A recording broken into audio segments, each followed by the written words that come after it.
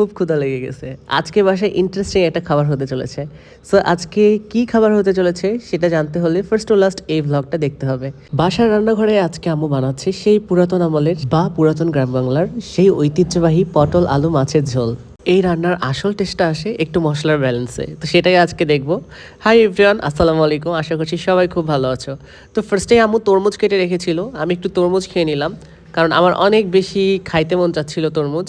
এই জন্য আব্বু গতকালকে 2টা তরমুজ বাসায় নিয়ে আসছিল, তার মধ্যে একটা কেটেছে, সেটাই খাচ্ছিলাম। এখন তোমরা ফ্রাই প্যানটা ভালোভাবে দেখলে লক্ষ্য করতে পারবা যে একই ফ্রাই প্যানে মাছ প্লাস আলু দুইটাই আম্মু ভাজি করে নিচ্ছে। তো আম্মু খুব সাশ্রয়ী। এরকম সাশ্রয়ী মানুষ কয়জন খুঁজে পাওয়া যায় বলুন? আসলে আমাদের সবার মায়েরাই অনেক বেশি চিন্তা করেই রান্না করে। তো খুব ভালো লাগতেছিল ব্যাপারটা। মাছ এইদিকে ভাজা হয়ে গেল আর ওইদিকে আলু ভাজা হচ্ছে। তো খুব সুন্দর লাগতেছে দেখতে। আপনারা যদি একটু ভালোভাবে লক্ষ্য করেন দেখতে পাবেন পটল আর মাছের তরকারিতে আলু থাকবে না, এটা তো হতেই পারে না। আসলে আলু দিয়েই এই জিনিসটা সুন্দর করা যায়। তো পটলের পিসগুলো আম্মু খুব সুন্দর করে কেটেছিল। এখন আম্মু পটলের পিসগুলো ফ্রাই করে নিবে। দেখতেও খুব সুন্দর লাগতেছে না? লোভনীয় লাগতেছে কিন্তু, তাই। লাস্ট ব্লগে যেরকম আমি বলেছি যে আমার ঠান্ডা লেগে গেছে আর জ্বর আসছে, আমার ভয়েসটা একটু স্কিপ করতে হবে, খুব একটা ভালো হয়তো শোনাচ্ছে না। তো এরপর আম্মু পেঁয়াজ কুচি ভালো করে ফ্রাই করে নিবে। অর্থাৎ রান্নার এক একটা প্রসিডিওর আম্মু স্কোপ বাই স্কোপ আগাচ্ছে, দেখতেও খুব ভালো লাগতেছে। তো এখন পেঁয়াজ কুচিও ফ্রাই করে নেওয়া হলো। আর তোমরা কে কে কলা ভর্তা খুব বেশি পছন্দ করো? কাঁচা কলা ভর্তা কিন্তু আমার ভীষণ প্রিয়। তো আম্মু কাঁচা কলা ভর্তাও আজকে করবে, আমাদের খাবার মেনুতে আজকে কাঁচা কলা ভর্তাও থাকবে। ইনফ্রারেড কুকারের বাকি অংশের কাজটা আম্মু এখন ক্যারি কুকারে শেষ করবে। ক্যারি কুকারে তরকারি যে ঝোলটা প্রিপেয়ার ছিল সেখানে আম্মু আলু যে ফ্রাই করা হয়েছিল বা পটল ফ্রাই করা হয়েছিল সেটা আম্মু দিয়ে নিল, দিয়ে হালকা একটু কষিয়ে নিবে। কষিয়ে নেওয়ার পরে আম্মু সেখানে মাছ দিয়ে দিবে। আর এইদিকে দেখুন কলা ভর্তা করা শুরু হয়ে গেছে। মায়ের হাতের কলা ভর্তাটা কিন্তু অনেক ইন্টারেস্টিং রাইস। তো ঝাল ঝাল করে ইভেন হচ্ছে সরিষার তেল দিয়ে সেই কলাটা আম্মু ভর্তা করতেছে। দেখতে খুব লোভনীয় লাগতেছে, মনে হচ্ছে জিভে জল চলে আসলো বা পানি চলে আসলো, যেটাই বলেন না কেন। আমার জন্য একটু কম ঝাল দিয়ে করা হয়েছিল ভর্তা। তো তরকারি একদম হওয়ার পর্যায়ে চলে আসছে, এখন আম্মু মাছগুলো ভালোভাবে দিয়ে নিল। লাস্ট ভিডিওটা রুই মাছের ছিল, তো তোমরা অনেকেই বলবা রুই মাছই কি খালি আপনারা খান নাকি? কিন্তু রুই মাছ আমাদের খুব প্রিয়, সবার খুব পছন্দের। এইদিকে ফ্রিজ থেকে বের করে রেখেছিল গরুর গোস্ত, তো সেটা আম্মু ইনফ্রারেড কুকারে ফ্রাই করে নিচ্ছে। দেখুন আমার খাবার কিন্তু একদম রেডি।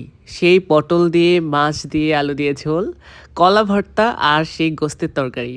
এখন আমি ভাবতেছি কোনটা দিয়ে শুরু করব, কোনটা দিয়ে শুরু করলে আমার ভালো হবে। তো ফার্স্টে ভর্তা আইটেম দিয়েই শুরু করলাম। ভর্তাটা আমি এখন টেস্ট করে দেখব। আমার ভর্তায় কিন্তু মশলা টশলা সবই কম ছিল, কারণ ওই যে বললাম আমার পেটের সমস্যা। সত্যি কথা বলতে ভর্তাটা দেখতে যতটা লোভনীয় ছিল, স্বাদটাও ঠিক পারফেক্ট হয়েছিল। আর ফ্রিজ থেকে বের করা গরুর গোস্তটা দেখতে যেমন সুন্দর ছিল, এটার স্বাদটাও ঠিক ততটাই পারফেক্ট ছিল। একদম পুরো কালা ভুনার মতোই স্বাদটা হয়ে গেছে। আম্মু একটু বেশি করেই ফ্রাই করে ফেলেছিল, যার কারণে স্বাদটা একদম কালা ভুনার মতো ছিল। আর আমরা বাঙালিরা গোস্ত কিন্তু খুব বেশি পছন্দ করি, তাই না? তোমাদের অনেকের বাসায় গরুর গোস্তটা কিন্তু একটু নরম করেই রান্না করা হয়, বাট আমাদের বাসায় গোস্তটা একটু টাইট করে রান্না করা হয়। অর্থাৎ সবাই একটু শক্ত শক্ত টাইপের বেশি পছন্দ করে, একটু চিবিয়ে চিবিয়ে খাবে প্রপার স্বাদটা নেওয়ার জন্য।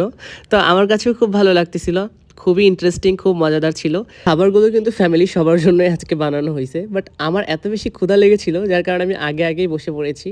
এখন আমি ট্রাই করব সেই গ্রাম বাংলার ঐতিহ্যবাহী পটল আলু মাছ দিয়ে ঝোল। তো এটা দেখতে আমার খুব ভালো লাগতেছিল, আর পটলটা এত সুন্দর করে স্লাইস করে কাটা ছিল যার কারণে পটলটা দেখতেও খুব সুন্দর ছিল।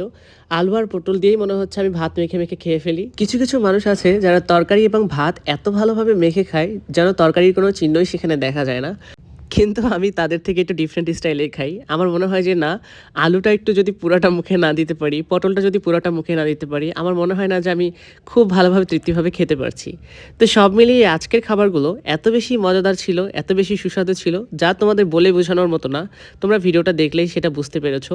নেক্সট আরেকটা ভ্লগে দেখা হবে। টাটা এভরিওয়ান, আসসালামু আলাইকুম।